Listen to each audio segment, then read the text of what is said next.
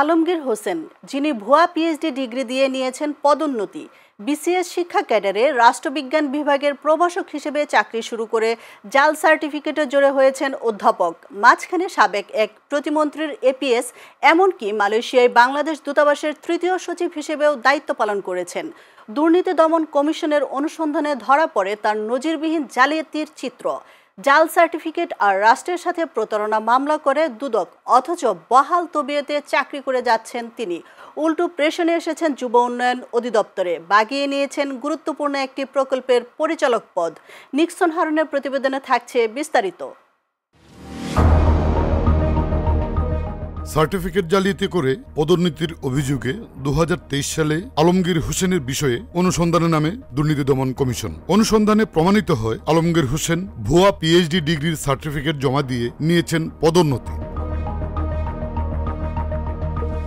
এই ঘটনায় পরের বছর অর্থাৎ 2024 সালের 21শে মার্চ অনুসন্ধান কর্মকর্তা দুদকের সহকারী পরিচালক সাইদুল ইসলাম বাদী হয়ে মামলা করেন আলমগীরের বিরুদ্ধে। মামলার এজাহারে উল্লেখ করা হয়, আসামি আলমগীর হোসেন ক্যামডেন ইউনিভার্সিটি নামক একটি শিক্ষা প্রতিষ্ঠানের মালয়েশিয়া ক্যাম্পাস থেকে এই গবেষণা ডিগ্রি অর্থাৎ পিএইচডি লাভ করেন।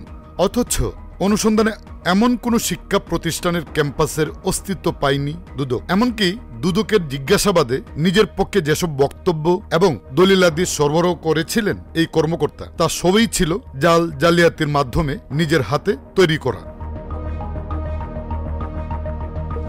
জাল সনদের বিষয়টি অনুসন্ধানে প্রমাণিত এবং দুদকের মামলায় আসামি হওয়ার পরও বহাল তবিয়তে চাকরি করে যাচ্ছেন তিনি।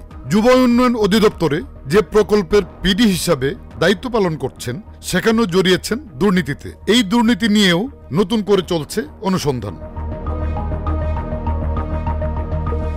এসব অভিযোগের বিষয়ে ক্যামেরার সামনে সরাসরি বক্তব্য দিতে নারাজ আলমগীর হোসেন। বিগত আওয়ামী সরকারের আমলে যাবতীয় সুবিধা গ্রহণ, এমনকি জালিয়াতির কারণে দুদকের মামলার আসামি হয়েও আওয়ামী লবিংয়ে শিক্ষা ক্যাডারের কর্মকর্তা প্রেষণে আরেক অধিদপ্তরের পরিচালক হয়েছেন। অথচ 5ই আগস্টের পর জাতীয়তাবাদী দল বিএনপির শীর্ষ নেতার নাম ভাঙিয়ে সুবিধা নেয়ার চেষ্টা করছেন। এই মোমেন স্যারও আমার বিয়েতে গেছিল, তারেক রহমান আমার বিয়েতে গেছিল। আমি ছাত্রদল করতাম, ছাত্রদল সেন্ট্রাল কমিটিতে ছিলাম। টুকু আমার বন্ধু, বুঝছেন, এই সুলতান সালাউদ্দিন টুকু বাবু আমার বন্ধু ছিল। আমি মোস্তাফিজুর রহমান এপিএস ছিলাম, তখন আমার বয়স 23 বছর। আমি ঢাকা ইউনিভার্সিটির ছাত্র অবস্থায় আমি এপিএস হয়েছিলাম। পরবর্তীতে রিয়াজ রহমানের পিএস ছিল। নিজে একজন শিক্ষক, অথচ খুদ নিজের জাল শিক্ষা সনদ ব্যবহার করে সুবিধা নেয়া এমন কর্মকর্তার বিরুদ্ধে যথাযথ পদক্ষেপ গ্রহণের দাবি উঠেছে বিভিন্ন মহলে। Nixon Harun, channel S, Dhaka.